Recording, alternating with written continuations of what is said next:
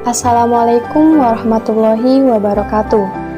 Perkenalkan, kami dari kelompok 2, kelas 12 akuntansi 1, akan menjelaskan materi mengenai akuntansi kewajiban satuan kerja dari mata pelajaran praktikum akuntansi lembaga atau instansi pemerintah dengan guru pengajar yaitu Bapak Rudi Hernato SPD.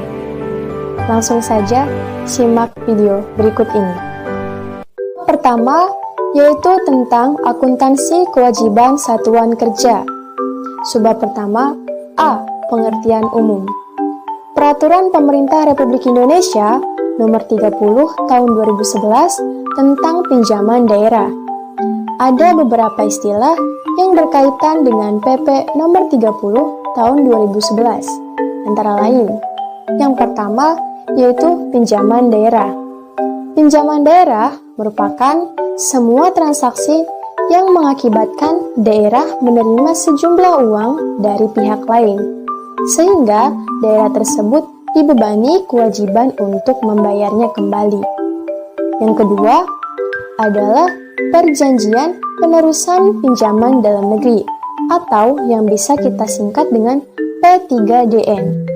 P3DN atau perjanjian penerusan pinjaman dalam negeri merupakan kesepakatan tertulis dari pemerintah dan pemerintah daerah mengenai penerusan pinjaman dalam negeri yang diperoleh oleh pemerintah. 3. Perjanjian penerusan pinjaman luar negeri atau P3LN adalah kesepakatan dari pemerintah dan pemerintah daerah mengenai penerusan pinjaman luar negeri yang diperoleh pemerintah.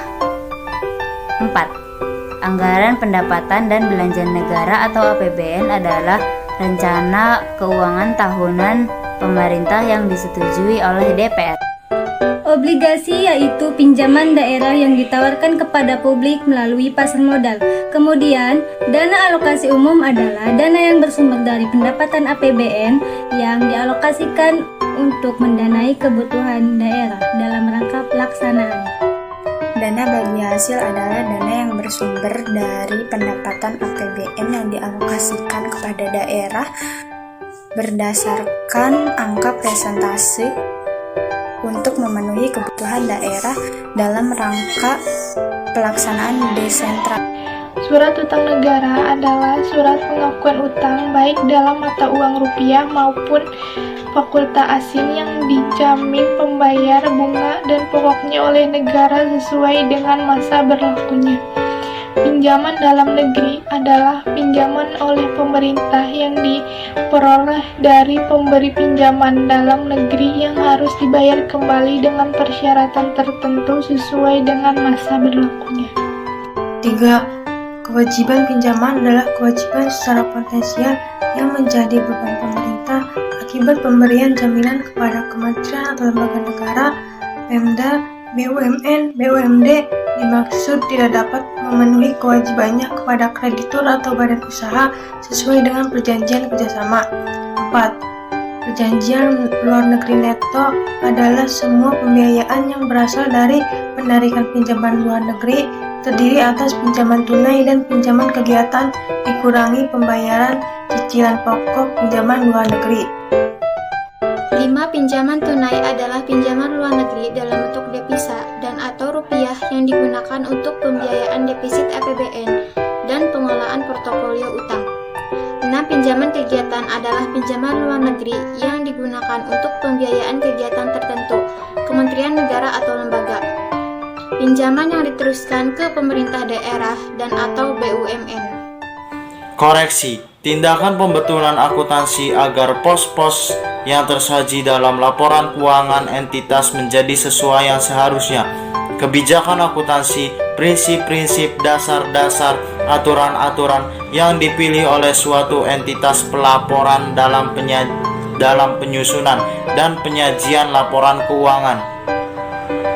Kesalahan adalah penyajian pos-pos yang disignifikan tidak sesuai dengan yang seharusnya yang mempengaruhi laporan keuangan sebelumnya. peristiwa luar biasa adalah kejadian atau transaksi yang secara jelas berbeda dari aktivitas normal entitas dan karenanya tidak diharapkan terjadi dan berada di luar kendali sehingga memiliki dampak yang signifikan terhadap realisasi anggaran. Menurut PSAP nomor 9 tentang akuntansi, kewajiban adalah utang yang timbul dari peristiwa masa lalu yang penyelesaiannya mengakibatkan aliran keluar sumber daya ekonomi pemerintah. Karakteristik utama kewajiban adalah bahwa pemerintah mempunyai kewajiban sampai saat ini yang penyelesaiannya mengakibatkan pengorbanan sumber daya ekonomi di masa yang akan datang. A. Kewajiban berdasarkan sumber pinjaman. Berdasarkan sumber pinjaman, kewajiban diklarifikasikan menjadi dua bagian. Yang pertama, pinjaman dalam negeri. Kesepakatan tertulis mengenai pinjaman dalam negeri. Pengakuan akuntansi utang dalam negeri mencakup tiga aspek, yaitu pengakuan, pengukuran, serta penyajian dan pengungkapan. Yang kedua, pinjaman luar negeri. Kesepakatan tertulis mengenai pinjaman antara pemerintah dan pemberi pinjaman luar negeri. Instrumen yang diambil pemerintah dalam upaya mengurangi defisit anggaran. B. Kewajiban berdasarkan jatuh tempo diklasifikasikan sebagai berikut. 1. Kewajiban jangka pendek adalah kewajiban yang diharapkan dibayar dalam waktu 12 bulan setelah tanggal pelaporan. Klasifikasi jangka pendek adalah utang perhitungan pihak ketiga, yaitu utang taspen, utang iuran jaminan kesehatan, utang PPh pusat, utang PPN pusat, utang taperum, utang iuran wajib pegawai, utang jaminan, dan utang perhitungan pihak ketiga lainnya.